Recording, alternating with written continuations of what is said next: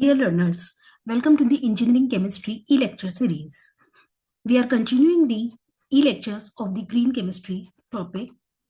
Before moving next to this lecture series, just have the recap of the previous lecture. In the previous lecture, we discussed the introduction of green chemistry, definition of green chemistry, key objectives of the green chemistry, the need of the green chemistry, and we also discussed the differences about the differences of green chemistry and the environmental chemistry. Then we have started with the principles of green chemistry. In previous lecture, we discussed that there are the 12 principles of the green chemistry. Out of these 12 principles, the two initial principles, that is prevention of waste and atom economy, we have discussed in our previous lecture. So in today's lecture, we will cover the next topic, that is principles of green chemistry. Third, fourth, fifth, and sixth principle of green chemistry we will cover in our today's lecture. The third principle is the less hazardous chemical synthesis. Fourth principle is the designing of the safer chemicals. Fifth principle is the safer solvents and auxiliaries. And the sixth principle of green chemistry is the design for energy efficiency. So let's discuss each of these principles one by one. The third principle is the less hazardous chemical synthesis, which basically is the design synthetic methods that reduce or avoid the use and generation of substances hazardous to human and the environment. That means the basic goal or basic aim of the third principle of green chemistry is to synthesize the less harmful substances. So as per the third principle of green chemistry, the chemical reactions and processes should be designed to minimize or eliminate the use and generation of toxic or hazardous substances. So basically, the main aim is to eliminate or to minimize the generation of toxic chemicals, and also the use of toxic chemicals is to be minimized. So the goal is to protect human health and the environment during both synthesis and the handling of the chemicals. So basically, the third principle of green chemistry focus the less toxic or less hazardous use of the chemicals. Now, coming towards the explanation of this third principle of green chemistry.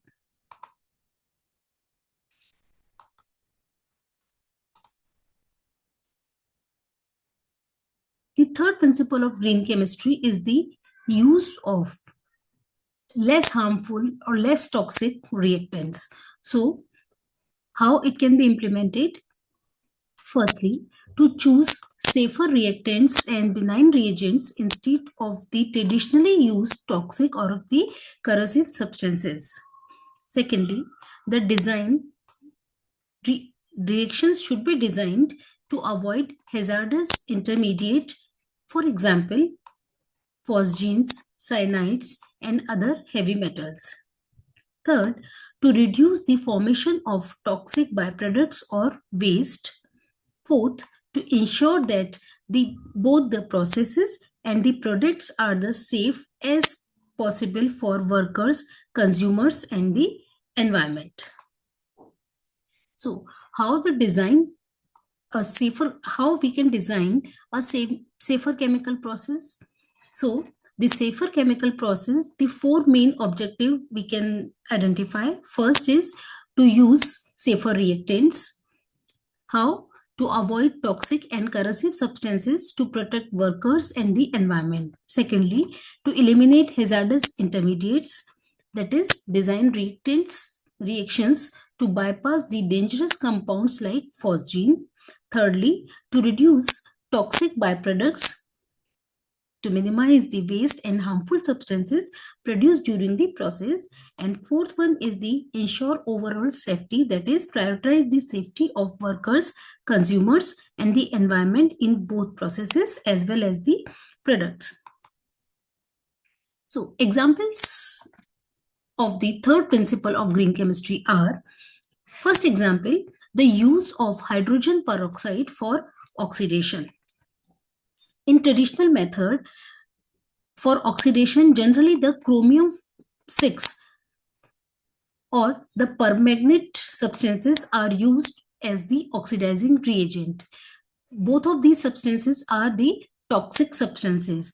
While following the third principle of green chemistry, we can use hydrogen peroxide as the oxidizing reagent, which provides only water and oxygen as a byproduct. So no harmful byproducts are released by using the hydrogen peroxide as oxidizing reagent in the various oxidation reaction. So in this way, we implement the third principle of green chemistry. Second example, we can take that use of citric acid instead of the sulfuric acid in the esterification reaction. In the traditional method, the concentrated H2SO4 is used as the catalyst in the reaction, which is corrosive and hazardous also. But in the green chemistry synthesis method, we can use the citric acid or the solid acid catalyst such as the zeolite and the amberlist. All these substances are the safer to handle, non-toxic and easier to dispose of. So in this way, the third principle of green chemistry saves the environment as well as the human beings. So the benefits of implementation of the third principle of green chemistry includes: enhances safety in laboratories and industries. It reduces the environmental pollution and disposal cost. Thirdly, it improves the sustainability and the public health outcomes. Now, moving towards the fourth principle of green chemistry, that is designing the safer chemicals. The main motto of the fourth principle of green chemistry is the chemical products should be designed to effect their desired function while minimizing their toxicities. That means they do their action, but their toxicity should not affect the other cells of the human beings or other environmental factors or other living organisms. So this principle focus on designing the chemical products that achieve their desired functions, example, performance, their reactivity and their stability, while minimizing the toxicity to human and the environment. In this principle, the chemicals should be inherently less hazardous, not just handled safely, but designed to be safe by their very nature. That means the chemicals should be designed to such a nature that inherently they are safe for living beings and for the environment. So how the fourth principle of green chemistry can be implemented? First, the function and the safety. The design chemicals that perform effectively while minimizing toxic and environmental impact. So such chemicals are to be designed that are effective, but that will be the less toxic or having the less environmental impact. Second is the toxicity control. We can reduce the acute or chronic toxicity of the chemicals, avoid persistence, their bioaccumulation, and ensure degradation products are non-toxic. That means the products, when released in the environment after the use, they should be biodegradable. They should not be bioaccumulative products. And after their degradation, non-toxic substances are released in the environment. So in this way, we can control the toxicity of the chemicals. Third one, which is the most important, that is mechanistic insight. That means before designing the chemical, we must know the biological interaction of these chemicals. So we have to understand the biological interactions of these chemicals, which will be helpful to prevent the harmful effect of these chemicals after their release. And fourth one is the structure activity relationship. That means how their structure is related to the reactivity of those compounds. For this, SAR, that is structure activity relationship, we can use modeling and data to link structure with their toxicity and modify molecules for the safer performance. Because if we know the structure and reactivity, so we can easily know that how the structure is directly related to their toxicity. So by modifying their structure, we can reduce the toxicity of that substance or that chemical. So in this way, we can design the safer chemicals. For example, safer medicines. The scientists design medicines that, after doing their action in the body, break down into harmless substances instead of the toxic leftovers. So this is the best example of the safer chemical designing. Second very good example is the eco-friendly pesticides. Nowadays, the new pesticides are made to kill only harmful insects, but safely break down in the nature without hurting useful insects, animals, or the people. That means such pesticides should be designed that are effective only for the insects for which they are using. They should not be harmful for the soil particles or the healthy bacteria present in the soil. Third one is the safe materials in factories. For example, instead of using dangerous chemicals that can harm workers or the environment, the industry switched to safer, non-toxic chemicals that do the same job. That means their function is same as the previous chemicals, but they are the non-toxic and the safe chemicals. So how we can design the safer chemicals? Which techniques or tools are useful to assess the safety of chemicals? So the basically by three tools we can assess the safety of chemicals. First is the QSAR, that is quantitative structure activity relationship modeling. By this we can relate the chemical structure of a compound with their activity. So in this by this technique we can directly assess the toxicity of the chemical with their structure.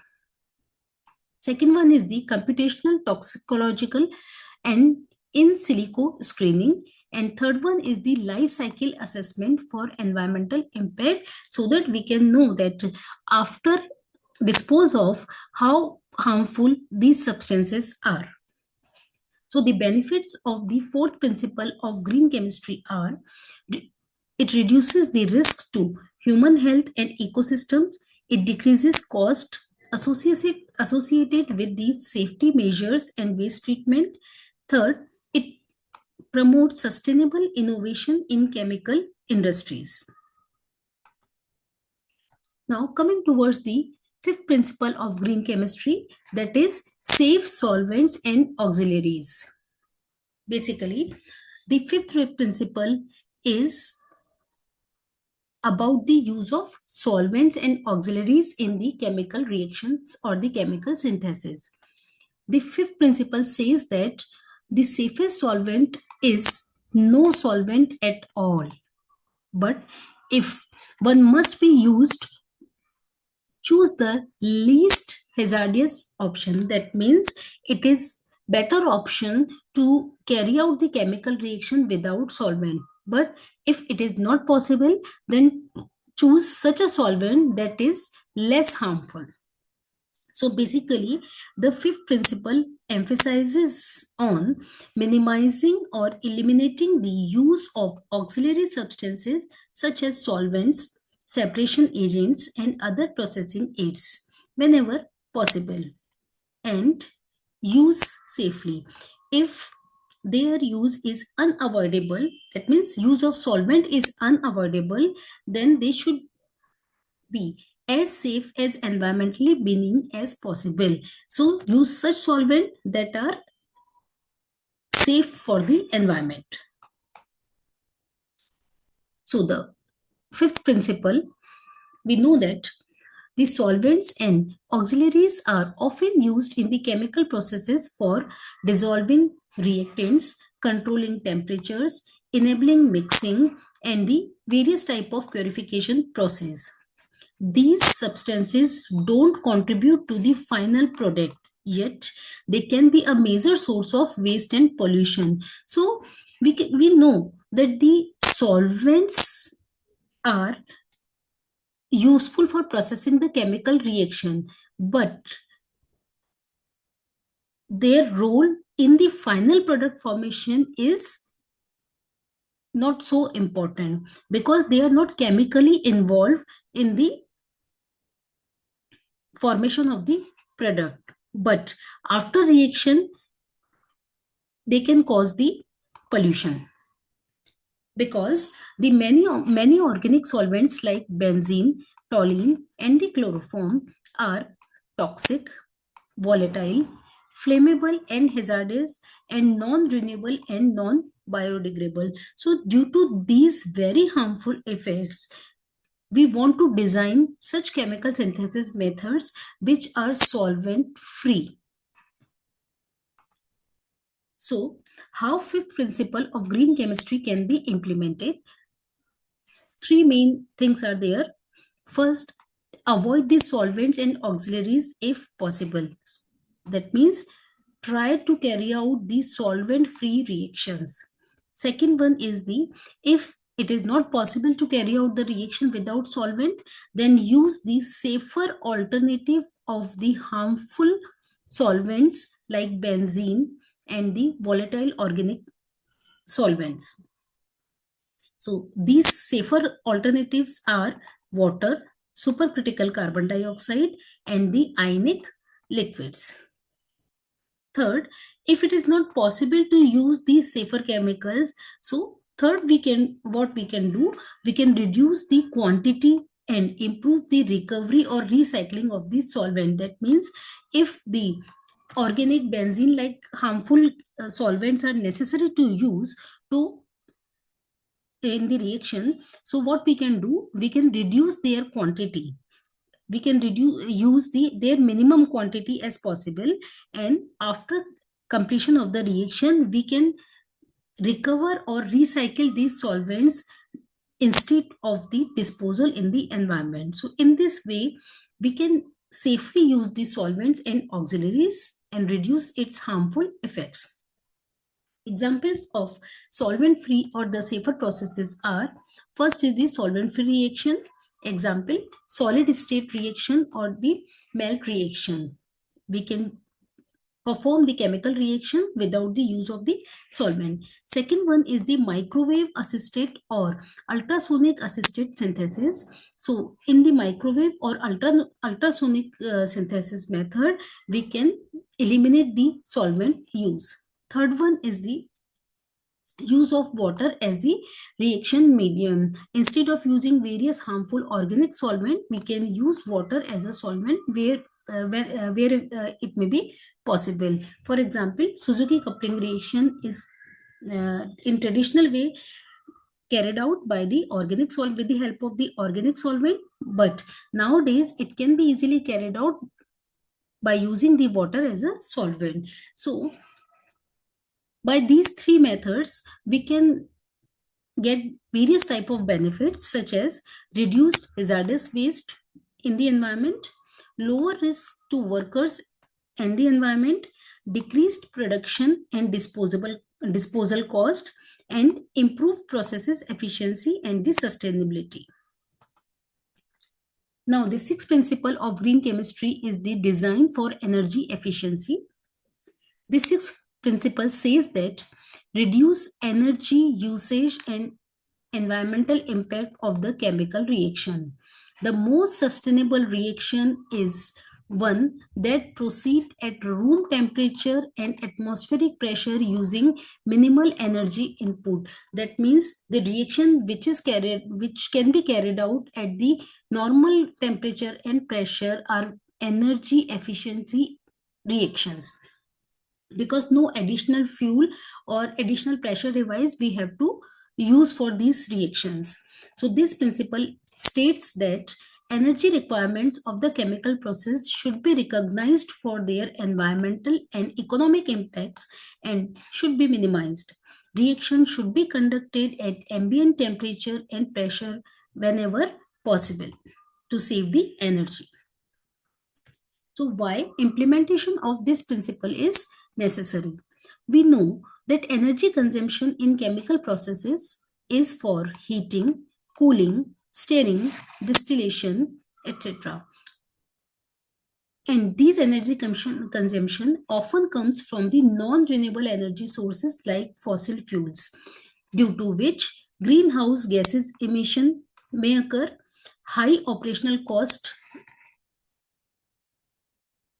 taking place, large environmental footprint. That means it leaves the great amount of carbon footprints. Hence, designing energy efficient processes contributes directly to the sustainability of the environment.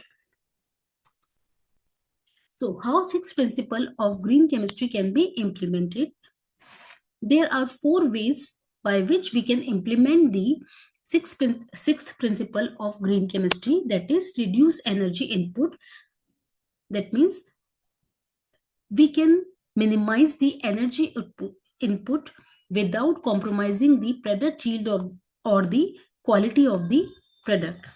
Second is the use of milder reaction conditions. We can perform the chemical reaction at room temperature and pressure, improve the reaction pathways to avoid unnecessary step or long heating cooling cycles. We can catalyze the reaction to reduce their pathway. Utilize renewable energy sources wherever possible. Solar, microwave, ultrasonic photochemical reactions are preferred over the traditional reactions. For example, the enzymic catalysis reactions.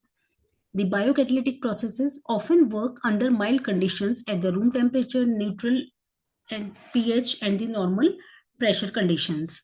Microwave assisted synthesis also carried out at faster pace. Best example is the microwave assisted synthesis of the aspirin. Photocatalytic reactions using sunlight, for example, using titanium oxide catalyst for oxidation reaction driven by the solar energy is the best example of energy harvesting in the reactions. Supercritical carbon dioxide extraction use moderate conditions compared to traditional solvent extraction. The supercritical carbon dioxide extraction is the very suitable example for this. So the benefit of the energy efficient reactions are: it reduces the carbon footprint and energy cost, it minimizes the thermal degradation of products and reagents, enhances the safety, and improves the sustainability and economic viability. Now, all these four principles, third, fourth, fifth, and sixth, are look like similar, but there are the difference in these four principles. So by taking one example, now we are discussing the four all of these four principles. So example is the esterification reaction. What is esterification reaction? When we carried out the reaction of acid with alcohol, it formed the ester. This is known as the esterification reaction. For example, reaction of acetic acid with ethanol resulted in the formation of the ethyl acetate. which is the ester, and water is released as a byproduct. In traditional method, in this esterification reaction, the concentrated H2SO4 is used as the catalyst, which is corrosive and the hazardous chemical. And the solvent in the traditional method of esterification used is organic solvent like benzene, azeotropic removal of for azeotropic removal of the water. And in the traditional synthesis, the esterification reaction is carried out at high temperature around 80 to 90 degrees Celsius, and it performed with a long time. That means we have to maintain such a high temperature for a long time. Yield of traditional synthesis method is moderate with the hazardous waste and energy uses. So this is the traditional synthesis method important points for the esterification. So now let's see how the same process can illustrate the third, fourth, fifth and sixth principles of the green chemistry. So we know that the third principle of the green chemistry, that is less hazardous synthesis, focuses on the avoiding of the toxic reagent in the chemical reaction. So in the esterification reaction, just now we had seen that concentrated H2SO4 is used as a catalyst. So in the green modification, we can use solid acid like citric acid or some other solid catalyst like zeolite in this reaction. Both of these type of catalysis are safer and releases less waste product in the chemical reaction. So in this way, the third principle can be implemented in the esterification reaction. Now in the same reaction, where is the fourth principle is implemented? The fourth principle is about the designing safer chemicals. That means the end product should be the safe. So what is the end product here? Ester is the end product here. So in the esterification reaction, some esters are toxic in the traditional processes, but in the green synthesis method, we synthesize the ethyl acetate, which has low toxicity. So by designing the safer chemical, we follow the fourth principle of the green chemistry. Now the fifth principle of green chemistry is about the avoid harmful solvents. So in the traditional method, the solvent used is the benzene, while in the green synthesis method, this reaction is carried out in presence of the water as a solvent, or it is also carried out as the solvent free by the microwave assisted synthesis. So the key benefit for this green synthesis method is it avoid the use of harmful solvent. Now, how the sixth principle is implemented in this reaction? Traditional method, the reaction is carried out at 90 degrees Celsius and the time for this reaction is long. That means we have to maintain the 90 degrees Celsius temperature at long time. While if the same reaction is carried out in the microwave assisted method, so mild heating is required, so we can save the energy. So basically in one reaction we can combine all these principles to save the environment, to save the energy, to save the all human beings and the living beings. So all these principles are about the avoid toxic reagent, avoid harmful solvents, reduce safer energy, reduce energy, and use of safe designing of the safer end product. So by applying these four principles, what benefit of this green synthesis method is? It is the safer method which generates the less waste, creates the or design the safe products. It releases saves the energy and releases the less harmful products in the environment. Now time for the learning check.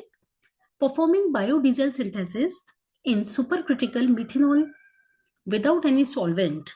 Best demonstration which green chemistry principle. That means synthesis of biodiesel without any solvent represent which green principle? Option A, principle 5, that is safer solvent and auxiliaries. Option B, principle 3, that is less hazardous chemical synthesis. Option C, principle 6, design for energy efficiency. And option D, principle 2, avoid toxic reagent. Think about that.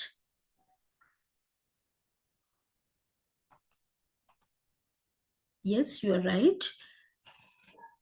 Biodiesel synthesis in absence of the solvent is following the principle 5, that is safer solvents and the auxiliaries. So that's all for the today's lecture. Please like and subscribe the channel for more videos for green chemistry and other topics also, that is water, fuel, lubricants, cement and the glass. Thank you.